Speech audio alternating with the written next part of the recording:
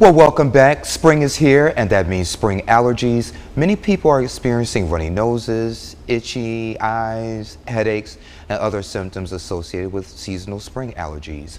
Minute Clinic family nurse practitioner Elisa Polinian is here to tell us how to get a handle on them. Hey there, how are you? Hi, I'm doing well. How about yourself? I'm great. Glad to see you today. Glad to be here. All right, well, let's get right to it. So what causes spring allergies in the first place? So allergens are produced in the environment. So pollen, leaves on the trees, grass, they're big this time of the year. And when the body is subjected to those allergens, it produces substances. And those substances, one good example is called histamine. Histamine causes the allergy symptoms. So the runny nose, the headache, itchy, watery eyes, stuffy nose is triggered by that substance. And why is it important to treat these symptoms instead of just letting them go all willy-nilly? So for most people, it's about just quality of life, feeling better. These symptoms are typically annoying at most. But for some people, particularly those with underlying respiratory illnesses such as asthma or COPD, these are conditions that can actually be exacerbated by seasonal allergies. Additionally, if untreated, seasonal allergies and the symptoms they cause can lead to secondary issues such as sinus infections, ear infections, nasal polyps, and fatigue. And for that reason, it's essential that they're treated. So is there a certain time of day where folks may experience more problems with them? Because for me, it seems like midday is when I have the most issues. Yep, it can be. Typically, it's more so throughout the year. Sometimes people, the season throughout the year, springtime. Sometimes people, they can get symptoms at night. For example, if you have a runny nose, when you lay back in bed and that drainage goes down your throat, that can cause a cough associated with allergies. Sometimes it's the morning time for people. So that can vary.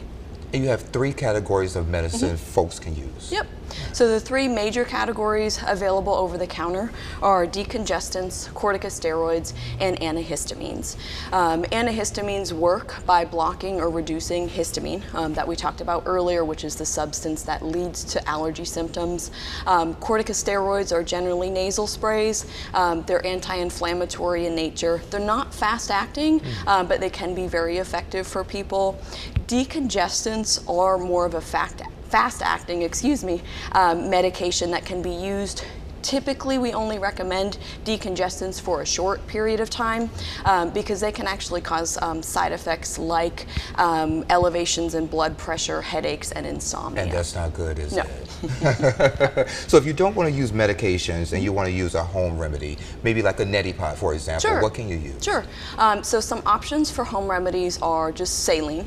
So saline nasal sprays. There's also saline eye washes, and those help just to flush allergens out of the system and get symptom relief.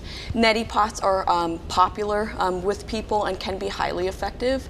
The biggest thing with a neti pot is to make sure that it's being used as directed. And the purpose of that is to prevent infection. So the biggest point I can make about a neti pot, tap water is not suitable for use. What should be used is distilled water or boiled water, and that's again to prevent infection. Another option that's available is actually local honey. And there's actually some evidence that supports the use of local honey to reduce allergy symptoms. And if I have any symptoms, when should I start taking the medication? So sometimes people don't start allergy medications until they get symptoms. And it's actually best to start about 2 to 4 weeks before you anticipate symptoms will develop. And the reason for that is, again, going back to the production of histamine, so that we're blocking that ahead of time to prevent or reduce those symptoms from coming on in the first place. So maybe I should take some medication today? Yep, now's the time. If you have a history of seasonal allergies, now is definitely the time to start. Elisa, is there anything else you'd like to share with us? I think that's about it. I appreciate you having me talk to you today. No problem. Well, thank you for being here. I appreciate it. Thank you. Nice meeting you. Nice meeting you too. And we'll be right back.